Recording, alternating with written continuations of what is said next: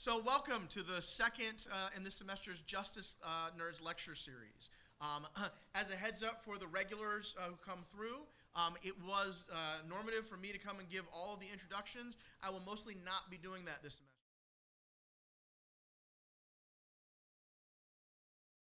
Because the speaker smells bad or because I'm not interested, it's because I got to go teach, which for the faculty in the room, I'm sure you understand. But today, it is without a doubt one of my great pleasures of the day, probably the highlight of my day, is to get to introduce my good friend, Nicky Jones. Nicky Jones, let me give the formal stuff out of the way. She's an associate professor, Department of African American Studies at Berkeley. She's also we have a very lively room today. She's also a faculty affiliate at the Center for the Study of Law and Society. She's a past chair of the American Sociological Association, a section on race, gender, and class. She's won a whole bunch of early career awards, a whole bunch of outstanding contribution awards. She was a William T. Grant Scholar, which I think means that you're one of the 3 most brilliant people on the planet if you just happen to have that and you're in this room, right? That's how that works. And that's actually the place I got to know Nikki. She was a kind of mentor to me in the William T. Grant program. She's also the author of Between Good and Ghetto. And if you have not read that, then you are not yet alive. You are simply a pre-zygotic mass of cells waiting to be fertilized by the greatness that is that book. And here's what I mean. When we talk about criminal justice reform, we talk a lot about numbers, right? We talk a lot about the rise in mass incarceration. It's coinciding with the great fall in crime rates. We talk about victimization and how that's unrelated to police deployment. It's a quantitative area. But most of us who are here, who care about it, are here because our lives intersect with that world. Full human lives. And those lives are massively curtailed. Our freedoms have boundaries created around them by that system. Not just by the ways in which we might be caught up, collared, detained, hemmed up on a corner, strip searched in public. Not just by that, but by the ways in which our daily lives, the performance of our basic identities like race and gender, our performance of our identities as sisters and husbands and friends and children and parents, how that is all influenced by our interactions with law enforcement and how law enforcement works to discipline us in that way. It's part of the social construction of identity. And I was going through Nikki this morning thinking, what embarrassing things could I say? There's that story about you and the goat, but I'm not going to tell that right now. The thing that I think is really true, I don't know that there's a scholar in America right now thinking in a more sophisticated and nuanced way about how the law disciplines and shapes identities. That's an important thing. And Nikki, you don't have to answer this question, but when you think about it, I doubt you can think anybody, because there's not a lot of folks doing that kind of work. And the ones who are dragging on your coattails. So we have a fairly intimate space. I'm looking forward to hearing about the question and answer. I wish I could be here all the way through. I really do. But I'm stealing her from my class, so it'll be all right. I want you all to feel blessed and anointed by the words you're about to receive from her. Please join me in welcoming the great Nicky Jones.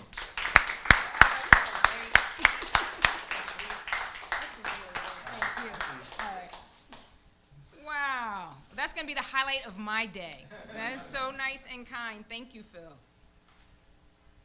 Thank you to everyone for being here today. Thank you to Jill for having me, to Lucas who shuffled me all around from before I even got to the East Coast, helping me with my arrangements. I appreciate it. Thank you for that. Professor, this is being recorded. Can you use the microphone? Yes, I can. I can also use my professor voice and project to the back there. Is that better? Yeah, much better.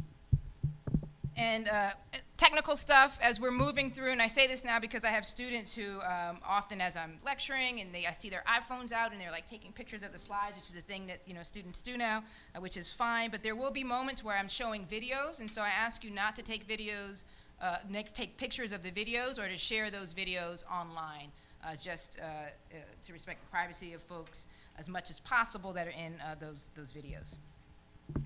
So thank you. It's a pleasure to be here. I appreciate the opportunity to share some of my ongoing work, and some of it has already been published, some of it's in process, on how race, gender, and suspicion shape police-civilian encounters and the consequences of these encounters for people who live in high surveillance neighborhoods. I draw on data collected during neighborhood-based fieldwork, as well as insights gained from the systematic analysis of video-recorded encounters between the police and the public to respond to this set of organizing questions. How did police-civilian encounters go so badly, so quickly? What role does race, gender, or suspicion play in these encounters? And what are the consequences of these encounters, as I said, for people who are living in neighborhoods that are under routine surveillance? I should say that I began working on the analysis of police-civilian encounters several years before the widespread circulation of digital recordings captured by civilians or by law enforcement brought the crisis of the nation's criminal justice system into sharp relief. And while the technology and the mode of dissemination may be new, we know that this crisis has been years, decades, centuries even in the making. Among the many casualties of this crisis, a fundamental loss of faith in the system to act as an unbiased arbiter of justice, especially among those who are most likely to come in contact with the police. Elijah Anderson described this loss of faith in the system over 15 years ago in Code of the Street, an ethnographic study of the moral order of inner-city violence in Philadelphia. It's a crisis that I encountered in distressed neighborhoods in Philadelphia as well, as I conducted fieldwork in the early 2000s for my first book, Between Good and Ghetto, African American Girls and Inner-City Violence. This crisis was revealed in comments from Shantae, a teenage girl I write about in Between Good and Ghetto, who had witnessed the shooting of a neighborhood resident and was convinced that an indifference to and disregard for black life and black bodies informed the response of law enforcement to the murder of a young man in her neighborhood. Let this shooting happen in a white person's neighborhood, Shantae told me then, and justice would have been served swiftly. It's not a racial thing with me, she explained, but that was a white person, that white person would have survived. Instead, she said in words that have lingered long after the end of my field research in Philadelphia, that black boy had to die. I encountered a similar sentiment years later and 3,000 miles away while conducting fieldwork for my current book project based in San Francisco's Fillmore neighborhood, a neighborhood that was described by then Mayor Gavin Newsom and others in the city as a hotspot for violence. And as you know, that's a designation that's consequential for the types of targeted policing practices that are implemented in such neighborhoods. I moved to the neighborhood just a couple of weeks after 7 people were wounded in a series of shootings over a 2-day period. Among the wounded, Jason Steinberg, a 32-year-old white male resident who was injured when a stray bullet burst through a metal gate and struck him in his left thigh. Mr. Steinberg had only lived in this slowly gentrifying neighborhood for a few years. In the wake of the shooting, he told a reporter, "I'm looking to move out immediately." The early morning shootout triggered what is now a familiar set of responses from the city, law enforcement, and local residents. There were calls for the city to do something about gun violence. The police presence in the neighborhood intensified, a move that was met with both relief and skepticism on the part of residents. One resident, a young woman who withheld her name from the reporter out of fear, shared comments on the city's response to the shooting that echoed Shantae's words from years earlier. "I don't want to be racist, but I'll say this. All year, kids have been getting shot, but the police don't do anything about it until that white man got shot." While it may not have been obvious to the young woman quoted by the reporter, law enforcement and other city officials had, in fact, been doing something about the violence in the neighborhood.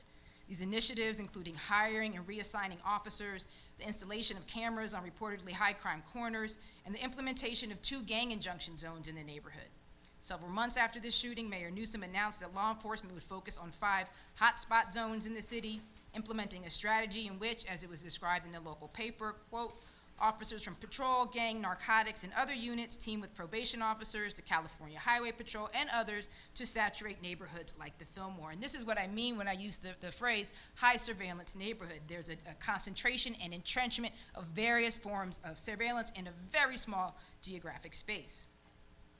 I begin with these comments today because the sentiments shared by Shantae and the young Fillmore woman reveal a commonly held belief among African Americans regarding the value placed on black life by law enforcement. It is a belief cultivated through observation and experience.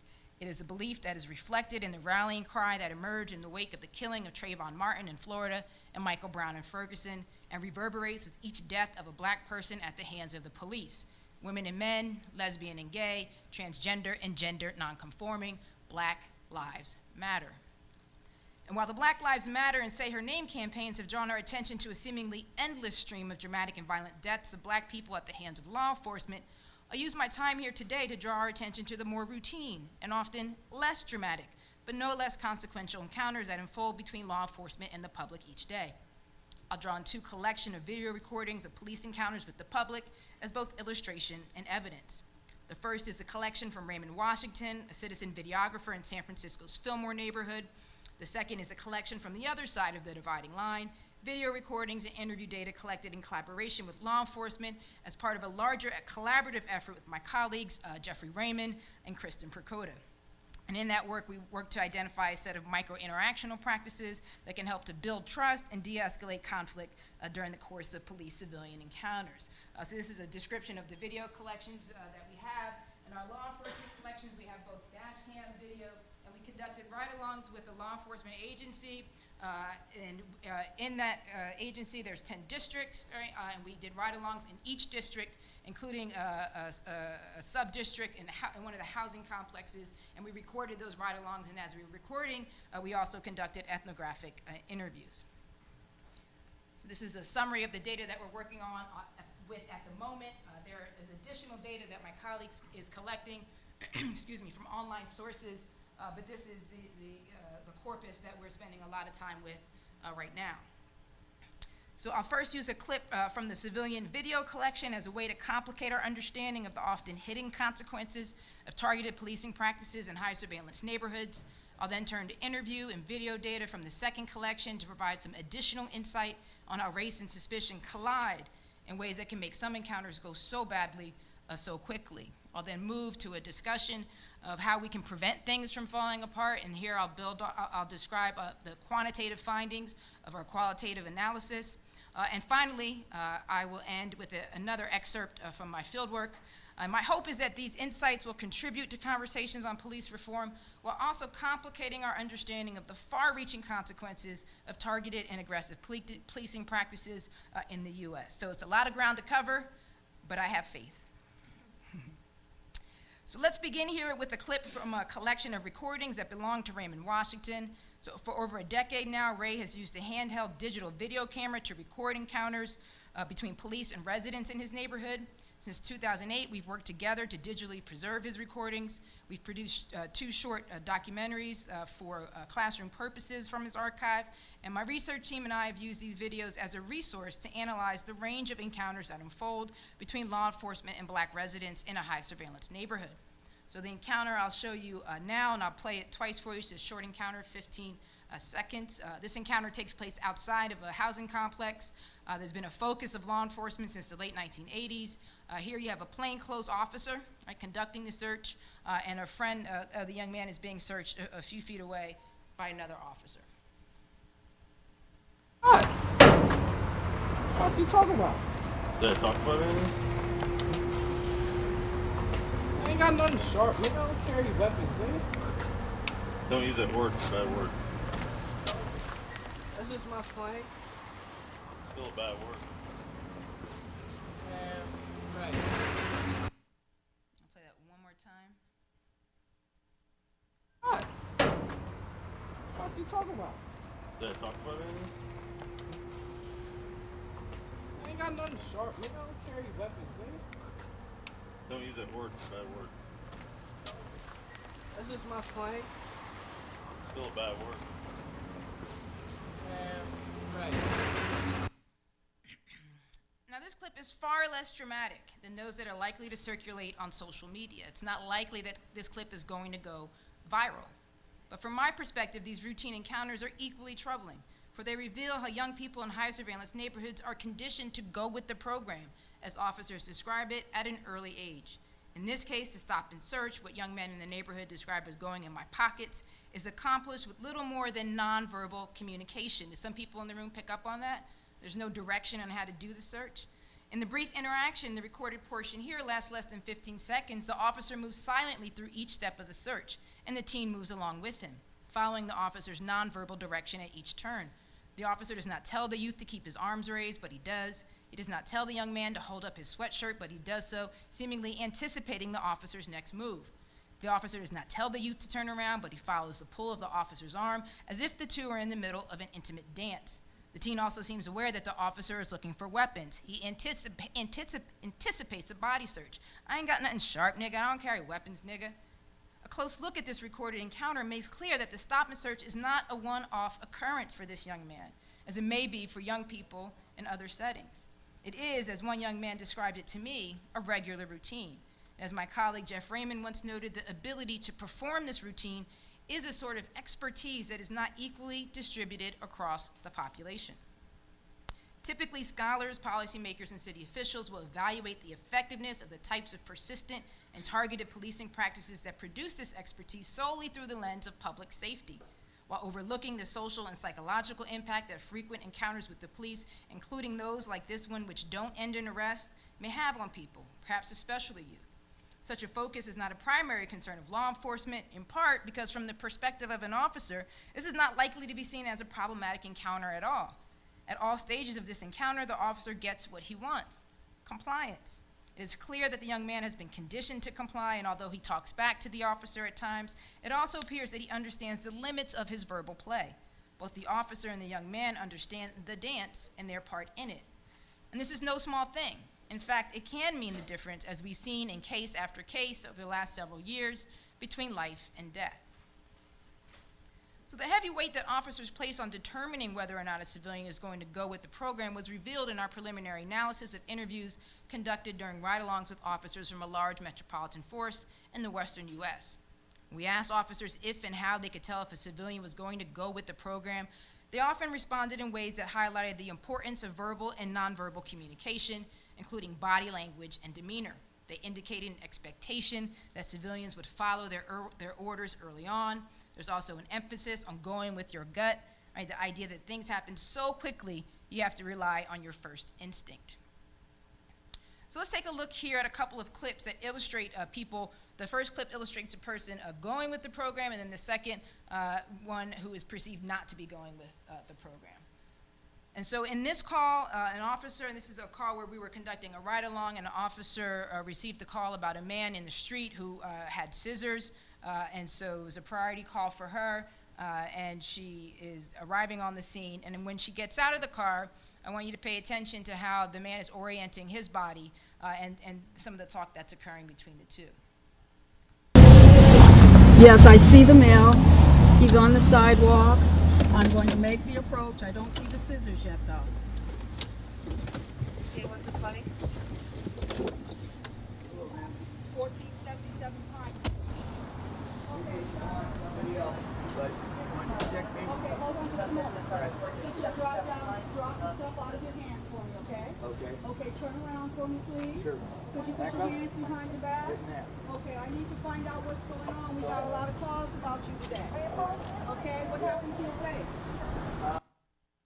So as we see here, as we saw in the previous clip, people who are perceived to be going with the program organize their bodies in ways that officers recognize as compliance. They follow your orders, right? They go along with you, if you think about the last slide that I showed. People who are going with the program may show some displeasure or frustration. They may even talk back, as the young man did in the previous slide, but there's a limit, right? A limit that varies depending on the officer and the situation. For example, in this next clip, we see how an officer's perception of a man not going with the program leads quite quickly to the use of force. And in this clip, and this is a clip from the dash cam recording, officers have been called to the scene of a fast food restaurant. It's been reported that a theft has been reported, that someone got a free refill when they did a refill when they didn't pay for a refill. And so officers are on the scene. There's a group of young men who aren't involved in the encounter on the left, right? And there's another group that is being detained, and this officer arrives on the scene and begins to engage with the civilians.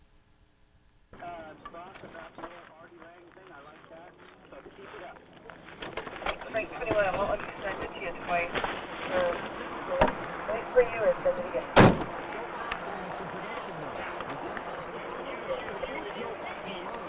Now. I don't care. Move. Now. 5 minutes, raise the road.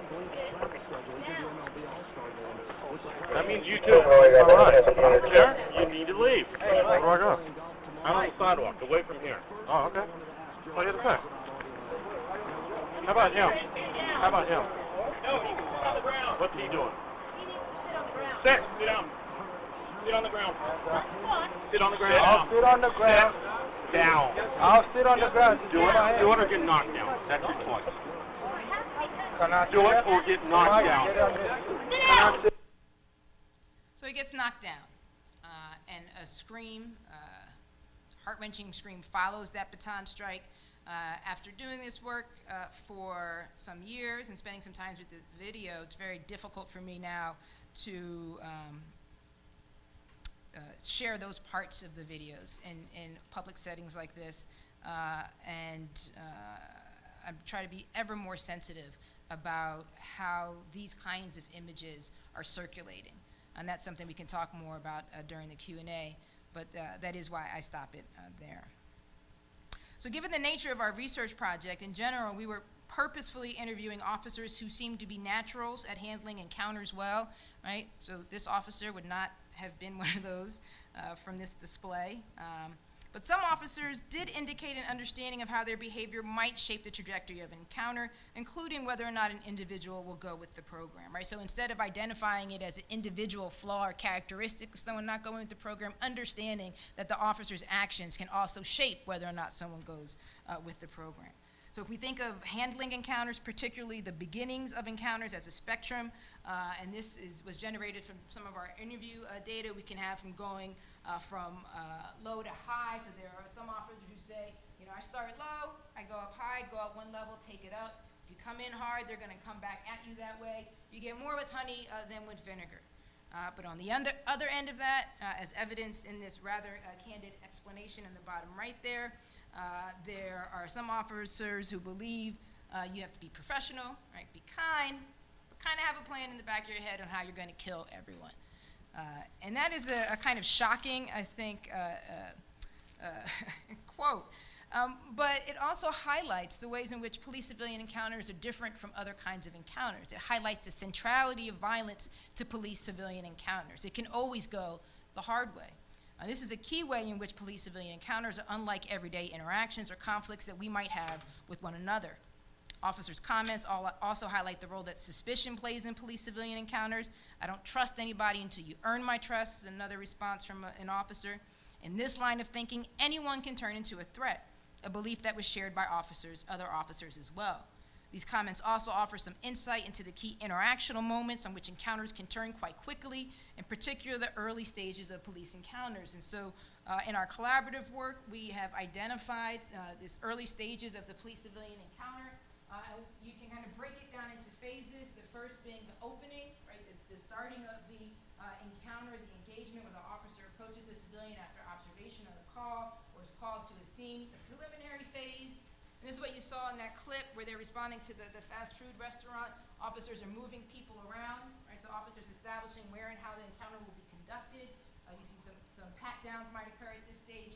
And then you get into what is described as the business of the encounter. I stopped you for, right? This is now getting down, now that people have been arranged, right, are put in place, now we're going to get down to the business of an encounter. And what we found, and I'm sure what you can already identify in thinking about some of the viral videos that have circulated, is that trouble can happen right in those before you even get to the business of the encounter, right, in this moving around stage, right, in the opening, right, are there signs of resistance from the perspective of the officer in the opening, right, and all of that can turn an encounter. So as I said, expectations or suspicions of threat shape the earliest moments of police encounters with the public. Our interview data provides some insight into how these expectations or perceptions can be shaped by implicit and not so implicit forms of bias. So here I turn to an example provided by one officer of what he describes as the perfect stop, right? A stop in which a civilian is nice and cooperative, a stop in which a civilian goes with the program, right, from the officer's perspective from beginning to end. So the officer's example begins when he pulls a driver over for running a stop sign. As he walks up to the car, the first thing he notices, he says, is the size of the civilian's head, right? The opening. Before even an interaction, the size of the civilian's head, which he suggests is unnaturally large. I thought he was wearing a hat or something. The officer then walks up to the car and in his words, sees this huge black male.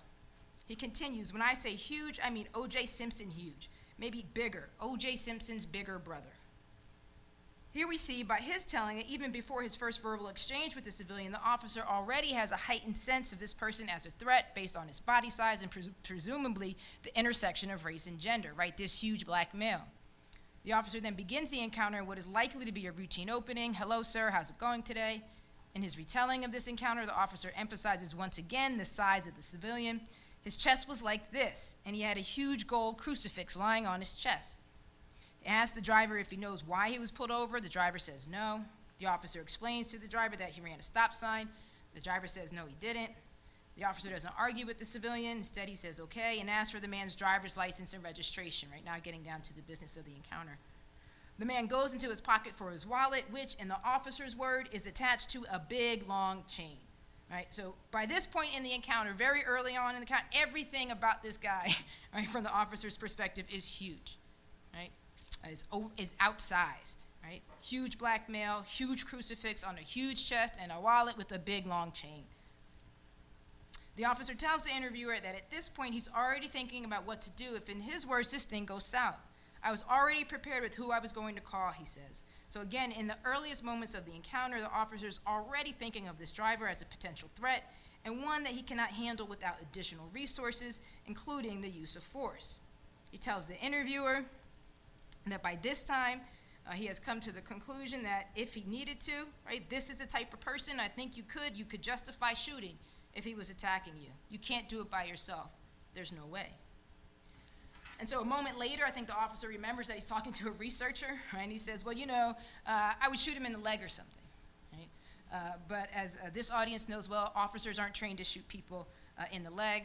I did ask an officer this question just to do my due diligence a few months ago, and he basically laughed at me and said, no, officers aren't trained to shoot people in the leg.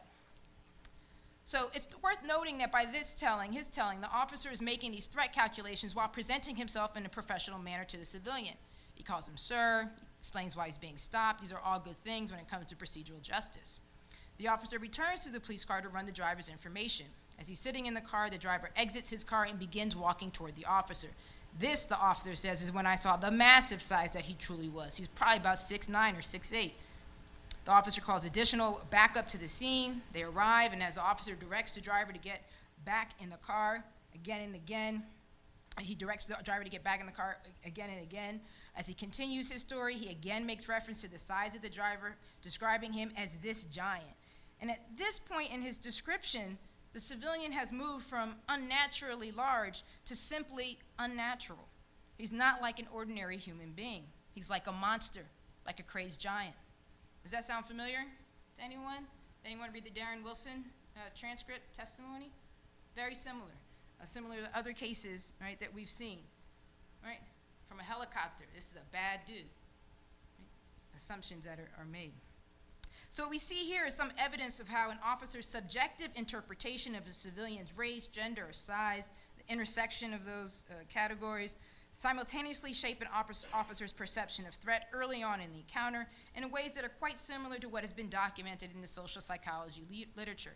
We see an overestimation of threat and dangerousness, along with the attribution of seemingly supernatural qualities to this man. I should say that this is an unusually candid and revealing excerpt. Most officers, like most Americans, talked in more coded ways about race. But this example does a good job of highlighting how ascribed characteristics can shape officers' perceptions of threat early on in encounters. It's also worth noting that in this case, both the civilian and the officer are black. The clip is also useful in demonstrating that such an interpretation is not necessarily deterministic of how an encounter will unfold or how it will end. Although the civilian did get out of the car while the officer was still writing up his citation, which is often cited as a threat to officer safety, neither the officer nor his backup, including one officer who had unholstered his gun, used lethal force. After the officers on the scene issued repeated directives for the man to return to his car, the civilian did so. And by the end of the encounter, and to the officer's surprise, the man then signed his citation without incident. The two men chit-chatted, right? Those are the officer's words. They chit-chatted for a bit before the driver went on his way. And in fact, it is that ending, right, that makes it a good story, that makes it a story that the officer likely tells again and again. So let me shift now to a discussion that I hope will extend our consideration of how race and suspicion can intersect in ways that shape the beginnings and overall trajectory of police encounters. We certainly have a rigorous body of social psychological research in this area, but I'd like to bring our attention to exploring how the kinds of bias highlighted in that literature manifest in encounters as they unfold in real time. So here I find sociological discussions on race and everyday interaction, especially discussions on race and provisional status, to be useful in understanding how some encounters go so badly so quickly. In the Cosmopolitan Canopy, Elijah Anderson writes that during encounters in predominantly white or racially mixed spaces in the U.S., black people hold a provisional status. The whites they encounter place the burden of proof that they are law-abiding citizens on them.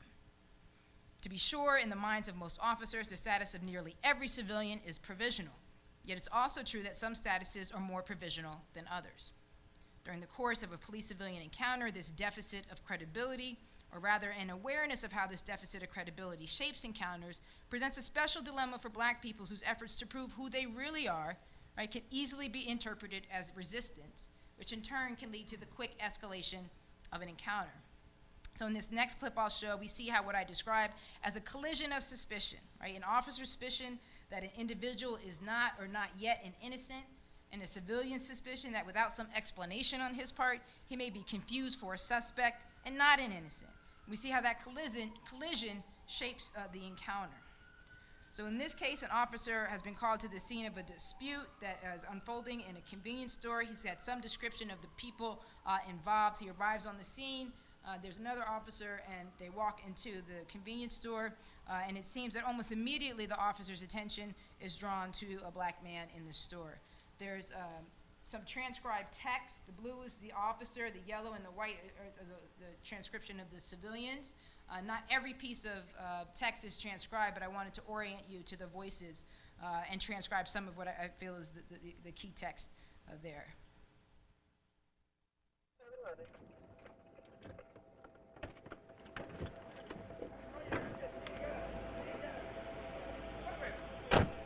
Red westbound on foot.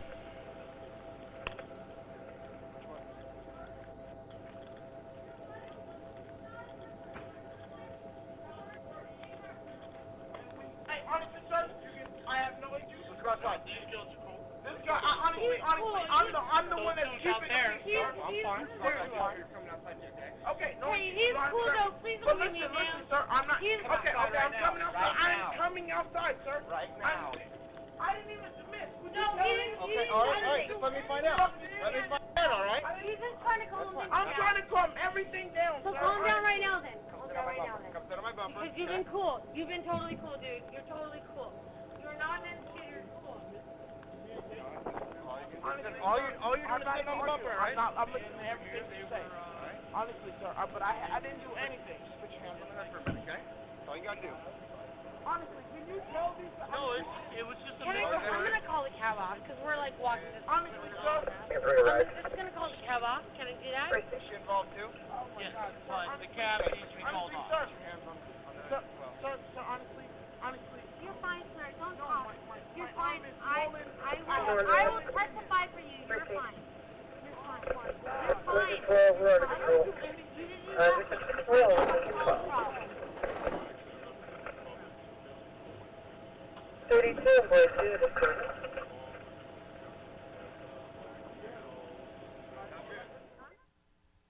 Like the last thing you want to hear.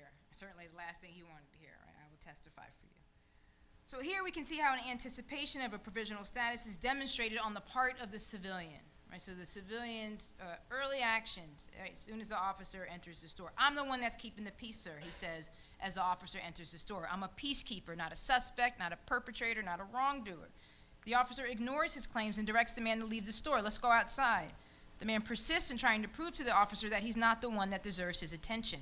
The officer ignores his claims of innocence, repeats his directive, and within 15 seconds of entering the store, applies force by grabbing the man's arm and guiding him outside. We see here how efforts to preemptively prove that he's a law-abiding citizen and not a wrongdoer place the man in an interactional bind. In his efforts to establish his innocence, he does the types of things that officers tend to interpret as resistance, right? Think about that slide I showed earlier. First thing, he raises his voice and he appears, from the officer's perspective, not to be following orders. At this moment, getting the man to comply with his orders becomes the focus of the officer's efforts. It essentially hijacks the entire encounter. So we didn't interview this officer, so we don't have his account of if or how the intersection of race and gender or body size shaped his early actions. But we can locate evidence of bias as the encounter unfolds, namely in the differential treatment afforded to the white woman and the black man. In short, we see that the white woman's status is not treated as provisional until much later in the encounter. She's not ordered out of the store, she's not handled roughly, and it's only after she becomes something of a nuisance, right, asking if she should call the cab off, just like, what is that, right, that he asks another officer on the scene, is she involved too? Only when another officer confirms that she's involved is she treated like a suspect and directed to put her hands on the hood of the car. Even in this position, she holds on to a presumption of innocence, right? Telling the other civilian, you're fine. I will testify for you. And this is a really rich clip for a lot of different reasons. You could spend a lot of time on it, but one of the reasons that I think it's useful is because it is such a perfect illustration of what white privilege looks like, right? The benefit of the doubt, right? And the freedom and mobility that comes along with that, right? So it would take another 7 minutes or so for the man to overcome the deficit of credibility evidenced early on in this encounter, or at least to have it acknowledged by an officer in his earshot. Yet the man remains detained for another 18 minutes after he's first asked to put his hands on the car. During that time, he repeats his claims again and again that he wasn't doing anything wrong and as such was not deserving of the rough handling he received from the officer. In lieu of any explanation or acknowledgement from the officer, the man eventually attributes his treatment to his status as, quote, a big black man. I tried to stop the fight, he says, that's all I tried to do, but since I'm a big black man, I get thrown on the car. As we've seen in other cases, the man's protests end up turning him into a problem. He's told to stop talking, to stop yelling, to calm down. He's not listening to us, one officer says. An officer who enters the frame long after the encounter began attributes the man's handling to, quote, his bad attitude. The encounter ends with the man's release. He was, in fact, just trying to stop the fight and promises on his part to file complaints on every officer on the scene. Like the other encounters I shared today, this encounter does not end in lethal force, but it certainly holds the potential to reaffirm any pre-existing beliefs that the police treat black people differently than others. That it does so is revealed in a moment in this encounter that I think is especially telling. The moment after the woman's promise, I will testify for you, when the man slumps his shoulders and lowers his head to the hood of the police car, momentarily submitting to suspicions of his status that he had tried to challenge since the onset of the encounter. I read this moment as an indicator of resignation and to some degree a moment of surrender. It is an action that connects his experience with the experiences of the teenage girls I spoke at the beginning of this talk. It is this resignation turned to frustration, turned to anger, and turned to resistance that has fueled recent efforts to reform and reimagine policing today. A key question that should inform these efforts is how can officers keep things from falling apart? And so in our work, we focus on what officers can do. And there are a number of reasons why we do that. In part, we live in a democratic society. Civilians get to do a lot of things. You can't train civilians to act, you can't mandate that they act in particular ways when it comes to interacting with the police. But we certainly can ask police officers to meet a certain set of expectations, and we could provide training and so on. Some of that, our ability to do that is certainly constrained in the present moment, but that may not always be the case. So how do we keep things from falling apart? So the problems of bias and suspicion that emerged during the course of police-civilian encounters are no doubt rooted in a history of structural racism. We cannot understand the problems of policing outside of that context. This history is only exacerbated by current calls for a return to law and order. Our work suggests that a reliance on the heavy hand of law enforcement to control encounters is not only wrong-headed, but dangerous. Right? In fact, our research highlights a set of minor interactional adjustments that officers could use to control encounters without the use of coercion or force, which is better for everyone. So I'll take the next few moments here to share some of the more optimistic findings in our research. So when we began our work, we had some general ideas regarding how officers might prevent things from falling apart. And this was drawn from ethnographic research and policing, as well as studies of 911 calls and doctor-patient interaction, including the work of my colleague and collaborator, Jeffrey Raymond, in this area. So we turn these ideas into a set of testable hypotheses regarding whether or how officers' responses to the basic conflicts that emerge during police-civilian encounters might shape the trajectory and outcomes of these encounters. And basic conflicts include things like when civilians talk, right, which they tend to do during police-civilian encounters, or otherwise orient their bodies in ways that compete with or challenge an officer's agenda. Again, think back to that slide, the ways in which the officer may be interpreting that action as resistance. So briefly, we developed 3 basic hypotheses regarding police officer responses to what we described as civilian initiating actions. And so we hypothesized that when police officers acknowledged, registered, or responded to civilians' actions, they would achieve a higher rate of cooperative project completion. That means basically cooperation, compliance. They would complete the business of the encounter without the use of force. We also predicted that civilians would be more likely to cooperate with directives throughout the encounter. So you could think about an outcome measure, right, and then the rate of cooperation during the course of the encounter, and then cooperation following the third hypothesis, cooperation immediately following a directive. So within 10 or 15 seconds is an officer getting compliance. When an officer responded to a civilian's actions, even in the most minimal way, we coded that as acknowledgement. When an officer ignored or talked over a civilian's action, we coded this as a suppression. And so if you think back to the clips that I showed earlier, we could think about this first clip. The officer, in the beginning of that clip, remember the civilian is saying some things to the officer, and she's responding. Right? She's not stopping what she's doing. She's not taking it up immediately, but she's giving some kind of acknowledgement that the civilian, in fact, said something. We could think of the polar opposite of that in the second clip. The officer's attention is drawn to the civilian. What's he doing? Sit down, sit down, sit down. Right? Do it or get knocked down. Suppression, suppression, suppression. The civilian's not able to interject in that series, in that sequence. So in our quantitative analysis, which was conducted by Kristen Prokota, we found strong and significant support for each of our hypotheses. We found that suppressions were a significant predictor of completion via force. So the kinds of, the case that we saw actually, that second case in the previous slide, right, is a good example of that. More than 2 suppressions, right, and then you have the use of force. We found that fewer suppressions of a civilian initiating action by an officer was positively correlated with the lower rate of non-cooperation in the encounter as a whole. So you get higher rates of cooperation throughout the encounter with fewer suppressions. So fewer suppressions is better. And finally, we also found support that civilians were more likely to cooperate with an immediately following directive request. Again, what does a civilian do within the 10, 15 seconds following a directive? Are you getting compliance? Right? And we found strong support for that hypothesis as well. We also explored how offering explanations at the beginning of an encounter shaped the trajectories of police-civilian encounters. And we found that explanations provided in the openings of encounters, and think back to that early slide where I broke out the phases of police-civilian encounters, the opening, right? Why is the officer there? Those explanations are related to fewer initiating actions by civilians. It means that there is less questioning and complaining during the course of the encounter, and that the probability of cooperatively achieved outcomes, compliance, voluntary compliance, is much higher when officers explain the basis for an encounter in its opening. So these are minor interactional adjustments. I think sometimes people think that when you have talk-based suggestions around reform that it requires, it would take up a lot of time. But these are adjustments that can be introduced into the kind of talk that already happens during the course of an interaction. So there's already an interactional niche in which you could train officers to insert these kinds of things in explanation or not to suppress a civilian's contribution.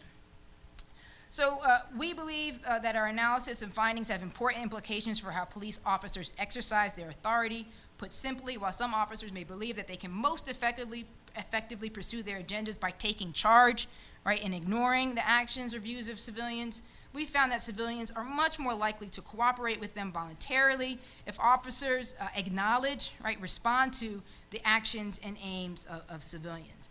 We can certainly talk a bit more about this part of the work during the Q&A. By way of wrapping up, the micro-interactional analysis that I've been doing through this part of the talk and a little bit earlier brings us really close into the interaction. Right? My colleague and I, we study micro-interaction, and we spend a lot of time there. But I want us to back out a bit, and I'm going to use this last field research, this excerpt from my field work to help us do that, to think about the far-ranging consequences. So we have the interaction, we have these encounters. These encounters are based someplace. People are involved in the encounters. There are witnesses to the encounter. And I want to share with you an illustration of these consequences. And I do that in the hopes of encouraging us to take a critical and even feminist look at these encounters when it comes to discussions of police reform. So the excerpt that I'll end with today is drawn from my fieldwork in the Fillmore. It appears in a chapter in my next book, The Chosen Ones, Black Men, Violence, and the Politics of Redemption. It's also included in an article that I published in the winter issue of Tikkun magazine in their special issue on the connection between intimate and societal violence. The excerpt begins during an observation of a weekly meeting for adolescent boys in one of the most troubled housing projects in the Fillmore. Lincoln, an African-American man and father figure to several local teens, led the group. The weekly discussions helped participants process difficult events in the neighborhood, including arrests. On this night, the group was grappling with the recent arrest in the neighborhood. As Lincoln tells it, the incident began when the police got a call that a black man wearing a white t-shirt, a description broad enough to fit every young man in the room, right, had a gun. When the police arrived, they arrested a man known to the group, but it appears from the conversation not known for his involvement in street violence. The police handled the man roughly, handcuffing him and slamming him to the ground before throwing him in the back of the police car. Some of the boys at the meeting saw the arrest. They were saddened and frustrated. I joined Lincoln's efforts to help the boys make sense of the incident, asking them how they felt after witnessing the arrest. One boy says that it makes you feel like you want to hurt the police. Lincoln reminds the boys that they can't hurt the police and returns to my original question. He asked the group once again to talk about their feelings. One of the younger boys, about 12 years old, answers, saying that the arrest of the man makes him feel like it's racist, like the police do not like black people. They deliberately go after the older black men, he says, so soon just young boys like them are going to be left on the property, and then they'll need a pass to get back on the housing complex property, or back to their homes. I asked them after witnessing the arrest whether or not they feel like the police are there to protect them. They say no, adding that the police don't care if somebody gets shot. When I question how it makes them feel about power, one boy says he feels like he has no power. I asked the group what they can do if they have no power. Stay out of trouble, do well in school, one boy suggests. Pressing, I ask what else? And the usually boisterous group falls silent. Shortly after this conversation, I said my goodbyes to the group. I rose from the table and made my way to the door. And as I placed my hand on the door's handle, one of the young men from the group, a young man who had always treated me with deference and respect, lofts a loud farewell into the air. Bye, sexy. Right? Teenage boy. I was frustrated by the boy's outburst, but in that moment, I also understood the young man's actions with a clarity that I'd never had before. Although young, he understood the fragility of his masculinity and had already learned that his effort to repair an injury to his budding manhood required a female body. Yet I also understood that bisexuality was more than an adolescent's jocular attempt to reassert his manhood. Our conversation, right, preceding that farewell was so powerful, was so revealing because it made visible the origin of the threat to the young man's sense of manhood and developing sense of self. The threat wasn't me or my body or my attitude, as women who are targets of uninvited comments in public are often encouraged to believe. Rather, the source of the young man's sense of powerlessness was, as the group conversation made clear, his own marginality and the seemingly arbitrary and all-controlling actions of the police in his neighborhood. His comment was not just a desperate grasp at a semblance of power and control of his social world after having his sense of powerlessness laid before me, although it was that, it was also an attempt to escape his own vulnerability, a vulnerability that women and girls know well. And if he hadn't made such an effort, then he'd have to settle in with an unsettling social fact, that he is, in fact, embedded in a set of power relations that make him more like a woman or girl than he'd like to admit. And I extend this point in the article and in the book chapter where I draw on the work of Pat Hill Collins and Kimberly Crenshaw to highlight the similarities between women's and girls' experiences with street harassment and the experiences of boys and men with intrusive policing practices, including practices like the strip search. I conclude with this excerpt here today as but one illustration of the far-reaching consequences of aggressive policing and to draw our attention to what else is at stake when it comes to reform. As I see it, the aggression of the dramatic arrest that the boys witnessed eventually found its way to me and my body. Yet the hand that local policing practices play in perpetuating aggression and violence in black communities, including violence against black women at the hands of black men, is often made invisible. Instead, it's presumed that the violence originates in the bodies and minds of young black men, which then leads to and legitimizes the introduction of ever more harsh and intrusive policing practices as a solution, as the solution to the problem of violence in black communities. And certainly that's what we're seeing in the present moment. So as we think about reforms in policing, we need to take seriously the encounters themselves, but we also need to adopt a broader analytical framework that illuminates how the violence of aggressive policing practices moves through people's bodies and minds onto whomever is on the lower end of the social hierarchy. And so I'll end here by bringing us back to the central concerns of the peaceful protests and uprisings and other actions across the country that prior to the election of Donald Trump had hastened efforts at police reforms. When people ask me what should be done when it comes to reforms in policing, I say three things: reduce the frequency of encounters, right? Improve the quality of encounters when they do occur, and accountability and accountability and accountability. And certainly I'm not alone in making those claims. Accountability at all levels, from the institutional, right, to the interactional. And some of that had been reflected, certainly, and is reflected in current efforts that continue toward police reform. The work will be ever more difficult, but it's still work that needs to be done. What we have learned, or should have learned, or learned again, is that post-Ferguson, 21st century policing policy is about more than policing. Black Lives Matter has drawn our attention to the need for a national racial justice agenda, and I would add a gender equality agenda that faces head-on the role that policing plays in the reproduction of structural racism and inequality, and also extends beyond policing and prisons to address disparities in housing, health, education, the labor market, and political and civic engagement. As we work toward that agenda, I encourage us to continue to say the names of those who have died at the hands of the police, but also to remember that everyday encounters matter too. Much can be gained by bringing a critical lens and a systematic analysis to these encounters. Thank you.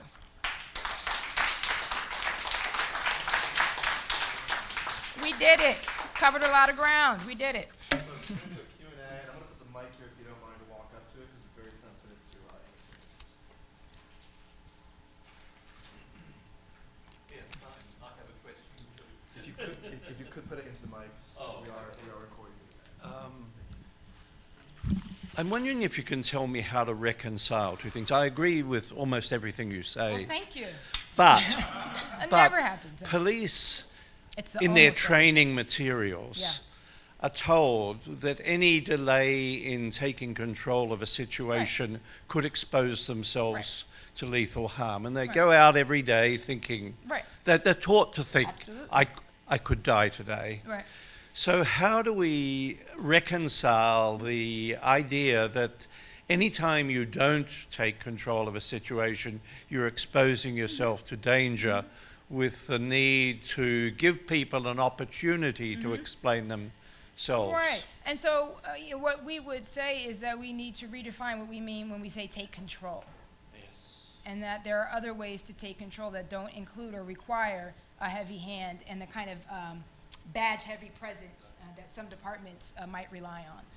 And so I have a graduate student who's a former police officer, and we talked about this, and he said that he actually thinks that this type of training would be included in defensive tactics, because in fact it is a way to manage an encounter. And I think the challenge has been, in some ways, that people may think of talking, right, as community policing, which within jurisdictions may be looked down as like not real police work, right? And so they think about it, well, I don't want to be officer friendly, right? Some people might say, and not understanding that we are not suggesting anything new, or our research, the kind of training that might be based on our research wouldn't suggest some new way of talking, right? People talk during encounters, and there are some officers who know that and are really good at handling it. That officer that we saw, who started that encounter, she was really good at handling those kinds of encounters and could articulate why. Right? And so I don't think it's that, so I do think that there are some officers who already have a sense of this, but I think that the narrative and the framing for a very long time, and there are a number of reasons for that aren't just about police, are reflected in police training, aren't just about police training, has been this kind of hyper-masculine form of control of an encounter. And I think that's something that we need to get, we need to push on for sure. Yeah, thank you.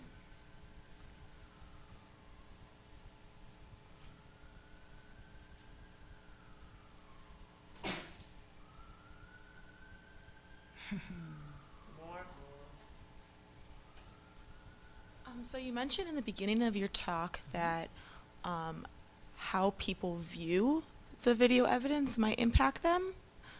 I think you had said like how you've watched some of the videos. Yes, I was wondering if you could elaborate on that aspect. And so what we've seen with so when I started doing this work in 2008, we didn't have the cases of viral videos that we do now. Right. And so there was a sense that I was showing cases like that. If I were to show that case that I didn't show through its entirety, the baton strike, and then what happened after, that would have been kind of new to people to see it in that way. I don't think that's true for us anymore.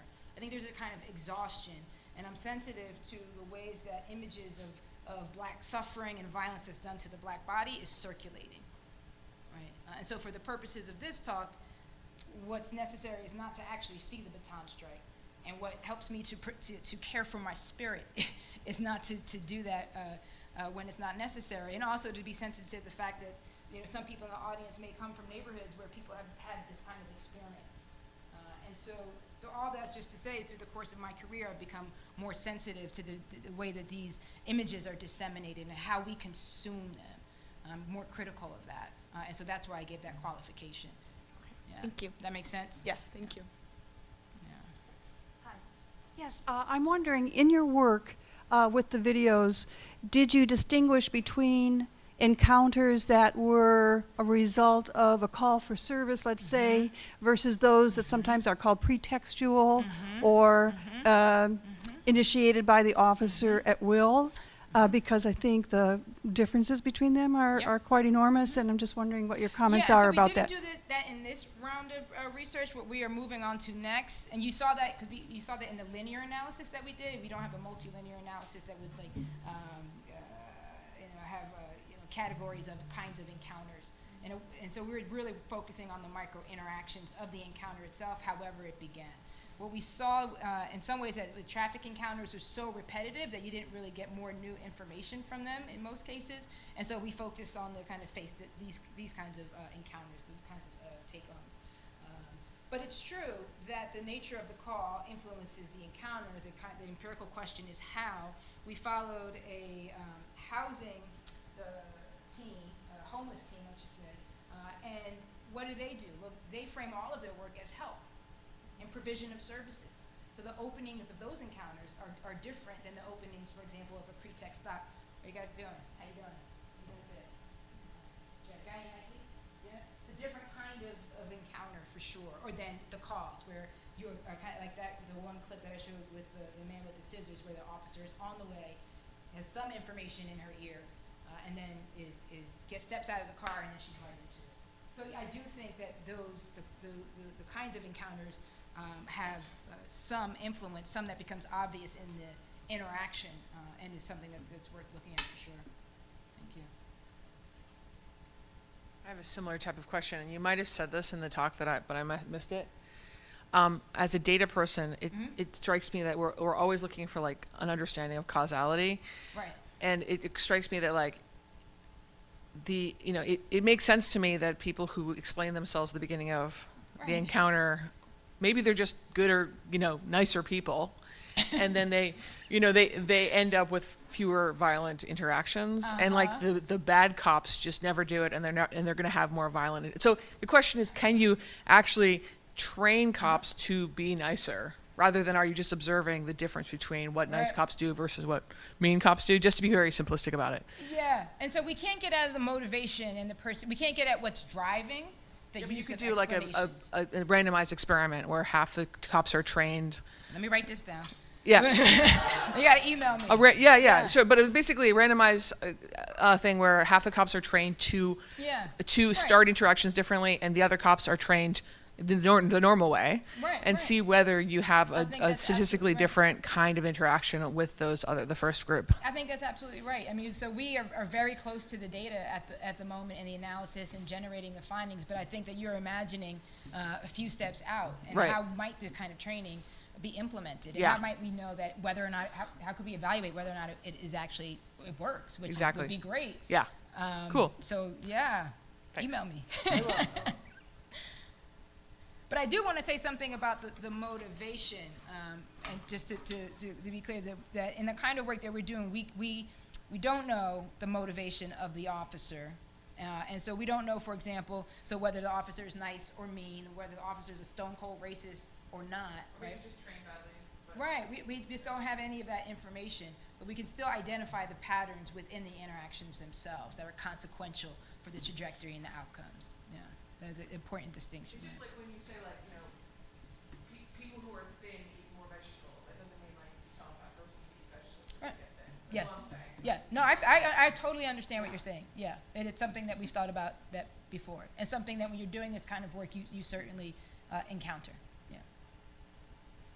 Hi. I was just wondering, do you think that the spread of this, like the videos of police violence and everything, I guess the more mainstream knowledge of it, do you think that it's helped for the citizens in the interactions? Like, are more people having an easier time, or are they having a harder time now because of it? Oh, I have no way to evaluate that. My informed speculation is that there is certainly a utility. And so let's think about Ray Washington. Why is he going around videotaping all these people? Right? Because, in part because someone asked him to keep an eye on that in his neighborhood. Well, why would someone ask him that? Well, these kinds of encounters happen a lot in their neighborhood. They're meaningful encounters to them, right? And so, but Ray's not into writing things down in a notebook, which people in black communities and police communities have done, right? So that part of it isn't not recording injustice is not new. IDB Wells, right? The Red Record. That's not new. That's not new. So the form of dissemination is new, and I do think that it certainly has helped to spur movement. We saw that. It also has fueled some pushback, which we're also dealing with in the moment. And there is certainly, I think, a level of exhaustion that this continues to happen, and what is the effective intervention? As I tried to communicate in the talk, I think the effective communication is not just about police training, right? I think that structural inequality, racism, white supremacy are conversations that we have to have, and that are reflected, right, in these encounters, and manifest in these encounters in ways that aren't always easy to locate, right? And that's why I used that clip about bias, right, with the black man and the white woman who are just treated, even though they occupy the same status, they're just treated fundamentally different. And we don't know if that officer, what is going on in his mind, right? But we can see evidence of that bias emerge in the encounter. Thank you. Yeah. Two things. One, has your research looked at whether the race of the police officer affects the outcome in the interaction? Right. So that's the kind of work that we're moving on to next. Okay. We didn't do that for this first round of work. Yeah. Okay. But that is why I make the point in that excerpt about the perfect stop, that the officer is also black, because I think it's dangerous for us to presume that these deep-seated ideas that are rooted in anti-blackness are only contained within some racial and ethnic groups. Mm-hmm. It is widespread intraracially, intra-ethnically. People can have these kinds of ideas and stereotypes and biases, as we've seen in that work as well, about black people. It's the way that we are socialized into the world. And so the solution, again, there's never one solution, and there's never one easy solution, but the idea that just having black cops by virtue of their blackness, right, will be somehow a substantial reform, I think, is much more complicated than that. And the next thing is, I've kind of heard of people that whenever they see videos like that, where there's kind of this like non-compliant behavior, they kind of think like, well, they deserved it, or like they kind of like justify the outcome of the force, yeah. Uh-huh. So what would you say to people that kind of have that approach and are not maybe aware of the research, or even don't trust the research about how this is actually happening? So there's a lot to say. So the question of how we ought to be treated by the police, right? What does it mean to be treated in a fundamentally fair, just, impartial way? I think that more than what any individual is doing, that should be the evaluation of encounters. Or does it meet that standard? Rather than, does someone deserve that kind of punishment, that kind of retribution? I think that's a kind of framework that's dangerous and only leads you in one. You only have one or two answers, right? Yes or no, right? Which is not very complicated or nuanced. And so I would encourage people to not just think about that one case, but to think about how the set of expectations that we all ought to have about our engagement with law enforcement if and when it does occur. And to know that right now, the expertise that I talked about early in the encounter is not equally distributed across the population. And so the encounters, some people are having lots of these encounters, and some people are having virtually none. Right? And that is consequential for adolescent development in ways that we haven't really thought about critically. And people, I'm very excited about is people are beginning to think about that. So people in public health and adolescent development are starting to take a look and to make some claims about how law enforcement ought to be engaging, especially with young people, and the negative health consequences, for example, of routine encounters with the police for young people in high surveillance communities. So I would try and redirect those folks when you encounter them. Thank you so much. Thanks.